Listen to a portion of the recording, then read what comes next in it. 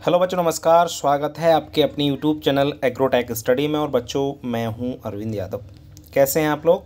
उम्मीद करता हूं सभी छात्र बहुत अच्छे होंगे। 4-5 दिन से कोई वीडियो नहीं आ पाया था, बच्चे परेशान हो रहे थे। तो बच्चों, जैसा कि आपको पता है, MPPAT 2024 का एग्ज़ाम जून में होना तय है और कुछ दिन बाद फॉर्म भरना भी स्टार्ट हो जाएंगे। आप लोगों की तैयारी बेहतर होगी, ऐसी मैं उम्मीद करता हूं। बच्चों, आज का जो टॉपिक है इम्पोर्टेंट MCQ मतलब महत्वपूर्ण फिजिक्स के कुछ क्वेश्चन लेकर मैं आया हूँ। फिजिक्स का एक टॉपिक, यहाँ पर जो भी उसके OT क्वेश्चन बनते हैं वो काफ़ी अच्छे प्रश्न हैं। आप लोग लाइन वाइज फैक्ट आपको बेहतरीन आपको समझ में भी आएंगे और चीज़ें आपकी क्लियर भी होंगी। ठीक है, इससे पहले हम फसल उत्पादन और आपका पशुपालन से संबंधित बहुत सारी वीडियो डाल चुके हैं। यदि जिन बच्चों ने नहीं देखी हैं तो वो देख लें। और बच्चों, एक बात मैं ज़रूर कहना चाहूँगा, यदि आपको नोट्स चाहिए MPPAT के तो आप लोग ज़रूर हमसे ले सकते हैं। जो बच्चे बाहर नहीं जा सकते हैं, बड़ी बड़ी कोचिंग इंस्टीट्यूट में नहीं पढ़ सकते हैं, उनके लिए हमारे जो नोट्स हैं वो रामबाण साबित हो रहे हैं। ये बहुत अच्छी बात है। और एक खुशखबरी आपके लिए ये है कि MPPAT में लगभग 2-3 साल से कम फॉर्म भरे जा रहे हैं। तो फॉर्म कम भरे जा रहे हैं, इसका मतलब कंपटीशन बहुत कम है। तो कहीं ना कहीं आपके सिलेक्शन होने के चांस बढ़ जाते हैं जब कंपटीशन कम होता है। तो इस बार फॉर्म ज़रूर भरें आप लोग। ऐसा ना हो कि बहुत सारे बच्चे सिर्फ देखने के लिए फॉर्म भरते हैं, देखने के लिए फॉर्म ना भरें। आपको सिलेक्शन यदि लेना है तो फॉर्म आप लोग तैयारी के साथ ही भरें और तैयारी आप लोग अच्छे से करें। बिना तैयारी के सिलेक्शन होना पॉसिबल नहीं है, इस बात का विशेष ध्यान रखें। किसी की बातों में ना लगें। कोई भी आपको इस समय सपोर्ट यदि करता है तो उसका सम्मान रखें, आप भी आगे बढ़ें और सामने वाले को भी आप सपोर्ट करते रहें। ठीक है ना? तो मैं आपसे बस इतना कहना चाहूँगा कि इस समय सिर्फ़ और सिर्फ जो समय है वो है पढ़ने का और मेहनत करने का। इस समय किसी की बातों में लगने का समय नहीं है। और यदि आप लोग घर बैठ के पढ़ रहे हो, सेल्फ स्टडी अगर कर रहे हो, तो इस समय ज़्यादा से ज़्यादा आप लोग पढ़िए। ठीक है ना? ज़्यादा से ज़्यादा समय आप लोग पढ़ाई में दीजिए। रील्स और IPL जो मैच है, इन दोनों चीज़ों से यदि आप लोग बच गए तो मैं उम्मीद करता हूँ ये social media, Instagram, FB, WhatsApp, इन चीज़ों से यदि आप लोग बच गए तो मैं ये 100% कह सकता हूँ कि आपका सिलेक्शन कोई नहीं रोक पाएगा, कोई भी नहीं रोक पाएगा। क्योंकि सबसे ज़्यादा समय आज का युवा का मतलब जो पढ़ रहा है स्टूडेंट, सबसे ज़्यादा अपना समय ख़राब करता है। एक तो इंस्टाग्राम और दूसरा समय ख़राब कर रहा है शाम के समय 3-4 घंटे जो IPL आ रहा है उस मैचों में।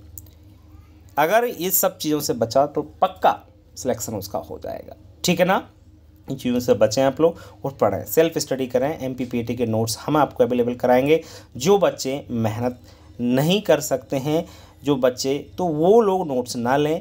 क्योंकि देखिए, पढ़ना तो पड़ेगा, कहीं भी हो आप, किसी कोचिंग्स में हो या आप घर पर पढ़ रहे हो। ठीक है ना? ये बात को आप विशेष ध्यान रखें। ठीक है?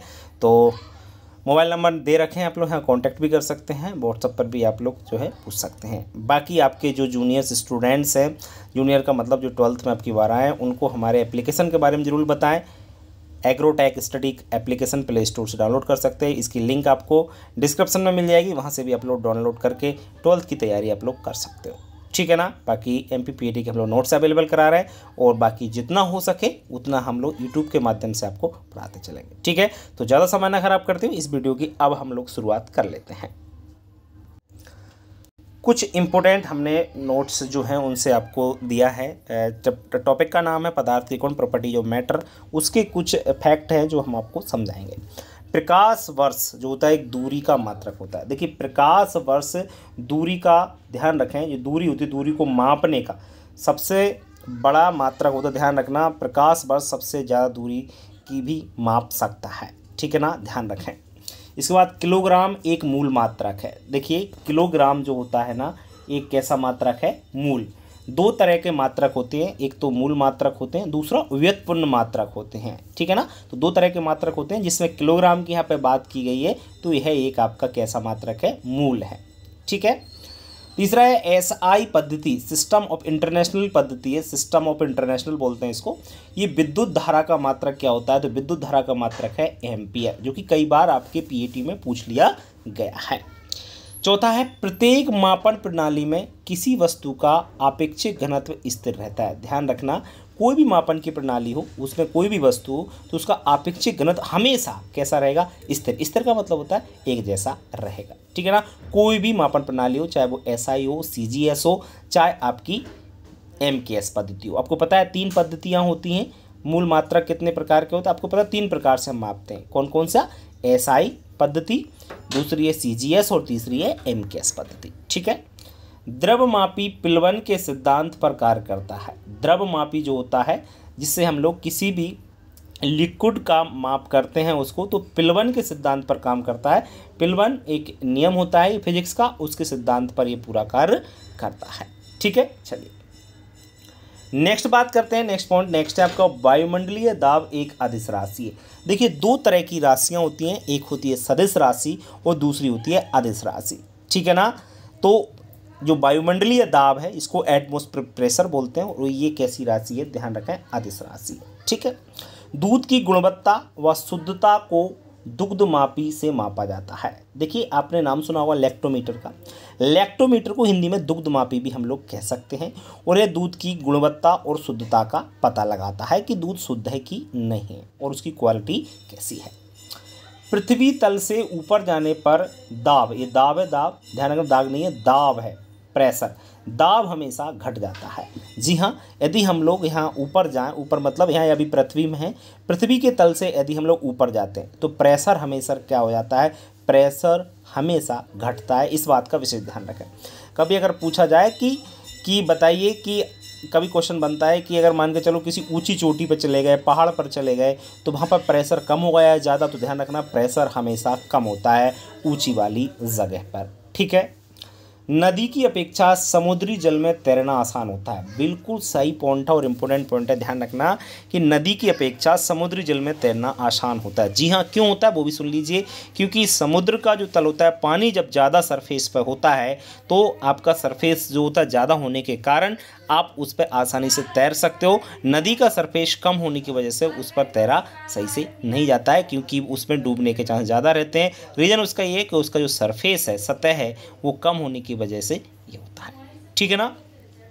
इसके बाद बैरोमीटर में पारे के स्तंभ की ऊंचाई शून्य होगी जब हम बैरोमीटर को निर्वात में ले जाएं। देखो बैरोमीटर क्या होता है मैं आपको बताऊं। बैरोमीटर आपका जो वायुमंडलीय दबाव है उसको मापने का एक यंत्र होता है और उस यंत्र को यदि हम लोग ऊंचाई पे ले जाएं तो वहाँ पर स्तंभ की ऊंचाई शून्य होगी। पारे के स्तंभ, जो पारा उसमें भरा रहता है, बैरोमीटर जो होता है ना, जैसे थर्मामीटर होता है ना, वैसे ही बैरोमीटर में क्या भरा होता है, पारा। पारा क्या है, पारा एक प्रकार की धातु है जो उसमें भरी रहती है, ठीक है ना। तो जो ऊंचाई पे शून्य होगी जब हम बैरोमीटर को निर्वात में ले जाएं। निर्वात का मतलब होता है जहाँ पे हवा नहीं होती है, वहाँ पर बैरोमीटर को अगर हम ले जाएं तो पारे की स्तंभ की ऊंचाई कैसी होगी, शून्य होगी। इस बात का ध्यान रखें आप लोग। बैरोमीटर की नली को तिरछा करने पर पारे के स्तंभ की लंबाई बढ़ जाती है। ध्यान रखना, अगर हम लोग बैरोमीटर जो है उसको नली को कैसा कर दें, हम लोग तिरछा कर दें, तो पारे के स्तंभ की लंबाई क्या हो जाती है, बढ़ जाती है। तो पारे के स्तंभ की लंबाई का मतलब होता है पारे की जो ऊपर का जो बिंदु होता है जहाँ पर पारा होता है, तो उसकी लंबाई हमेशा क्या हो जाती है, बढ़ जाती है, ठीक है ना। बैरोमीटर क्या होता है मैंने आपको बता दिया। बैरोमीटर वायुमंडलीय दबाव मापने के लिए एक आपका क्या होता है, यंत्र होता है, ठीक है ना। CGS पद्धति में द्रव्यमान का मात्रक क्या होता है, तो ध्यान रखें 1 ग्राम होता है। इस बात को आपको ध्यान रखना है, क्या होता है आपका, ग्राम होता है। CGS पद्धति ध्यान रखें, CGS पद्धति होती है, मैंने बताया 3 प्रकार की पद्धतियाँ हैं, CGS, MKS और SI। तो द्रव्यमान जो होता है उसका मात्रक क्या है, तो ग्राम में इसको मापा जाता है द्रव्यमान को CGS पद्धति में, ठीक है। FPS पद्धति भी है, फुट पाउंड सिस्टम जिसको बोलते हैं हम लोग। तो FPS पद्धति में लंबाई का मात्रक क्या होता है, तो वो होता है फुट में मापते हैं, ठीक है ना, FPS पद्धति में। CGS पद्धति अभी बोला था, CGS पद्धति में लंबाई का मात्रक क्या होता है, तो वो होता है सेंटीमीटर। क्या होता है, सेंटीमीटर आपका लंबाई का मात्रक होता है। एक प्रकाश वर्ष 9.46 इंटू 10⁻, ये 15 आएगा, यहाँ पर ध्यान रखना 10⁻15 लिख नहीं पाया हूँ, तो वो मीटर होता है। ये भी याद रखना, कई बार क्वेश्चन ये पूछा गया है भैया। द्रव के अपेक्षित घनत्व को मापने वाले यंत्र को क्या कहते हैं, द्रव का यदि अपेक्षित घनत्व माप रहे हैं हम लोग तो उसको द्रव्यमापी कहेंगे। अभी मैंने बताया था इसको। कोई भी द्रव है, द्रव मतलब जैसे पानी द्रव है, दूध द्रव है, ये द्रव होते हैं। तो इन द्रव को अपेक्षित घनत्व यदि हम लोग ज्ञात करेंगे तो वो द्रव्यमापी से हम लोग ज्ञात करते हैं। आगे बात करते हैं नेक्स्ट हम, वस्तु को द्रव में डूबने पर उस पर ऊपर की ओर लगने वाले बल को उत्प्लावन बल कहा जाता है। ध्यान रखना, वस्तु को द्रव में डूबने पर अगर उस पर ऊपर की ओर कोई बल लग रहा है तो क्यों लग रहा है, वो है उत्प्लावन बल। कौन सा बल बोलते हैं उसको, उत्प्लावन बल। जैसे हम पानी में कूदते हैं तो पानी में हम लोग डूबते नहीं हैं और ऊपर आते हैं, क्यों आ रहे हैं, क्योंकि उत्प्लावन बल के कारण हम लोग क्या करते हैं, ऊपर लगता है, ठीक है ना। और फिर बाद में धीरे धीरे डूब जाते हैं, क्योंकि उत्प्लावन जो बल होता है वो क्या हो जाता है, आपका कम हो जाता है, इस वजह से फिर डूबते हैं, ठीक है ना, ये ध्यान रखें।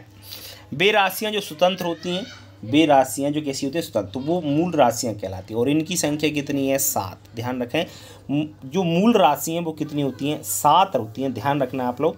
और बेराशियाँ जो मूल राशियों से उत्पन्न की जाती हैं वो क्या कहलाती हैं, व्युत्पन्न राशियाँ कहलाती हैं। क्या कहलाती हैं, व्युत्पन्न राशियाँ कहलाती हैं। इसके बाद भय मात्रक जो आपस में परिवर्तित नहीं किया जा सकते उसे मूल मात्रक कहते हैं। परिवर्तन जिसमें नहीं होता है ना, वो क्या कहलाता है, आपका मूल मात्रक कहलाता है। क्लियर, ये आप ध्यान रखें, बहुत महत्वपूर्ण आपके ओटी चल रहे हैं। यहाँ पे बढ़ते हम लोग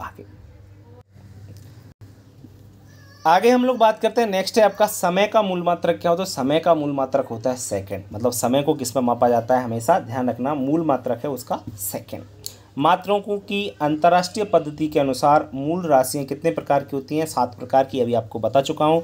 अंतर्राष्ट्रीय पद्धति के अनुसार मूल राशि टोटल कितनी होती हैं, 7। लैक्टोमीटर आर्किमिडीज के सिद्धांत पर कार्य करता है। ध्यान रखना, आर्किमिडीज एक वैज्ञानिक थे, इन्होंने एक सिद्धांत दिया था। और लैक्टोमीटर जो दूध की शुद्धता या गुणवत्ता मापने के लिए या दूध का अपेक्षित घनत्व मापने के लिए इसका प्रयोग किया जाता है, जो कि आर्किमिडीज सिद्धांत पर क्या करता है, कार्य करता है। सरल वायु दाब मापी का आविष्कार किसने किया, ध्यान रखें, एक वैज्ञानिक थे जिनका नाम था टॉरिसेली। इन्होंने सरल वायु दाब मापी का आविष्कार किया था। वायु दाब मापी को इंग्लिश में बैरोमीटर कहा जाता है। बैरोमीटर द्वारा वायु की विस्कोसिटी यानी श्यानता ज्ञात नहीं की जा सकती। देखो, बैरोमीटर से वायु की क्या ज्ञात नहीं कर सकते, ध्यान रखना, विस्कोसिटी नहीं ज्ञात कर सकते। वायुमंडलीय दाब ताप के क्या होता है, व्युत्क्रमानुपाती होता है। देखो, 2 चीज़ें होती हैं, एक होता है अनुक्रमानुपाती और दूसरा होता है व्युत्क्रमानुपाती। तो वायुमंडलीय जो प्रेशर होता है वो ताप के व्युत्क्रमानुपाती। इसका मतलब ये हुआ कि जब दाब बढ़ता है तो ताप हमेशा घटता है, और जब ताप बढ़ता है तो दाब हमेशा ठीक है ना, एक चीज़ बढ़ती है दूसरी घटती है, इसको बोलते हैं व्युत्क्रमानुपाती। और अनुक्रमानुपाती का मतलब होता है कोई चीज़ एक बढ़ रही है उसके साथ दूसरी चीज़ भी यदि बढ़ रही है तो उसको बोलते हैं अनुक्रमानुपाती, सॉरी, ठीक है ना, ये ध्यान रखें हम लोग। ठीक है, आगे बढ़ते हैं हम लोग। नेक्स्ट क्वेश्चन, यदि किसी वस्तु द्वारा हटाए गए द्रव का भार उसके भार के बराबर है तो वस्तु का आभासी भार क्या होगा, 0 होगा। देखिए, यदि किसी वस्तु द्वारा अगर हमने किसी चीज़ को पानी में फेंका तो उसका वजन जो है वो नीचे के वजन के अगर बराबर है तो वस्तु का जो भी वजन होगा वो बिल्कुल भी महसूस नहीं होगा, मतलब आभासी भार कहता हो जाता है, बिल्कुल ही 0 हो जाता है। एफपीएस पद्धति में द्रव्यमान का मात्रक पाउंड होता है। ध्यान रखना, फुट पाउंड आपकी सिस्टम पद्धति होती है ना, उसमें द्रव्यमान का जो मात्रक है वो क्या होता है, पाउंड होता है। इनसे जरूर क्वेश्चन एक बनेगा, ध्यान रखना, जितने भी मात्रक मैंने आज बताए, जितने भी पॉइंट, उनमें से एक क्वेश्चन जरूर आएगा एग्जाम में, 100% कह रहा हूँ मैं आपसे। अंतर्राष्ट्रीय पद्धति के अनुसार पूरक मूल मात्रक 2 होते हैं। ध्यान रखना, अंतर्राष्ट्रीय पद्धति के अनुसार पूरक और मूल मात्रक ये कितने होते हैं, 2 होते हैं, एक पूरक और दूसरे मूल। बिंडवेन से वायु की दिशा मापी जाती है। इंपॉर्टेंट पॉइंट है, बिंडवेन जिसको बोलते हैं दिशा सूचक यंत्र हिंदी में बोला जाता है, तो दिशा सूचक यंत्र जिसको बिंडवेन इंग्लिश में बोलते हैं, ये वायु की क्या बताता है, दिशा बताता है। क्या बताता है, वायु की दिशा बताता है। क्लियर, ठीक है ना। तो लगभग आपको मैंने जो 30-40 ओटी मैंने आपको क्लियर किए, उनमें से अगर आपके एग्जाम में 2 क्वेश्चन भी आ जाते हैं, कितने क्वेश्चन, 2 क्वेश्चन, तो ये आपके लिए बहुत अच्छी बात है। क्यों, क्योंकि 15 मिनट का वीडियो है, आप देखिए 15 मिनट में यदि 2 क्वेश्चन एग्जाम में मिल रहे हैं, कितनी बड़ी बात है, ठीक है ना। तो इसी प्रकार से मैं आगे भी वीडियो डालता रहूँगा, बस चीज़ों को पढ़ते रहें। कोई चीज़ यदि समझ में नहीं आती है तो मैं आपको एक बात ज़रूर कहूँगा, देखो, पशुपालन और क्रॉप प्रोडक्शन यानी फसल उत्पादन, इन दोनों में तो समस्या आपको नहीं आएगी। इस सब्जेक्ट में दिक्कत आती है जो अभी हम पढ़ा रहे थे, इसमें दिक्कत क्यों आती है, क्योंकि बच्चों का बेस क्लियर नहीं होता, ठीक है ना। जब जिन्होंने 11वीं ढंग से नहीं पढ़ते हैं, मतलब 11वीं एग्रीकल्चर ढंग से नहीं पढ़ते हैं, उनको 12वीं तो % अच्छी तो बन जाती है, लेकिन पीएटी निकालना उनके लिए बहुत खतरनाक हो जाता है, वो निकाल नहीं पाते, कहीं ना कहीं दिक्कतों का सामना करना। इसलिए 11वीं भी हमें पढ़ना चाहिए, ठीक है ना। ठीक है, बाकी आज के जितने भी क्वेश्चन हैं आपको समझ में आ गए होंगे। अगर समझ में नहीं आते कोई भी एक आध चीज़ समझ, तो बेटा इस समय मैं आपको एक सही चीज़ बताऊँगा, वो ये चीज़ ये है कि अगर कोई चीज़ समझ में नहीं आ रही ना, तो उसे रट लो, और कोई तरीका है ही नहीं है उसको। और कोई ये मत सोचो कि वो समझाने में तो इतना टाइम ही नहीं है, कि समझने में इतना टाइम लग जाएगा, इतना अपने पास टाइम है नहीं, क्योंकि जून में एग्जाम है। वैसे ज़्यादातर आपको समझ में आ जाता है, 80% समझ में आ गया, 20% समझ में नहीं आ रहा है, तो क्या करें सर, समझ में नहीं आ रहा, टेंशन नहीं लेना है, उसको पढ़ना है, ठीक है ना। और आपको टॉपर नहीं बनना है, सिलेक्शन निकालना है, इसलिए आपको बस पेपर निकालना है, इसलिए पढ़ते रहें, मेहनत करते रहें, ठीक है। बाकी जहाँ मेरी ज़रूरत लगे आप लोग याद कर सकते हैं मुझे, चाहे नोट से संबंधित हो, चाहे किसी क्वेश्चन से संबंधित हो, ठीक है। मैं कोशिश करूँगा कि आपका जवाब दे सकूँ, ठीक है। मिलते हैं नेक्स्ट वीडियो में, तब तक के लिए नमस्कार।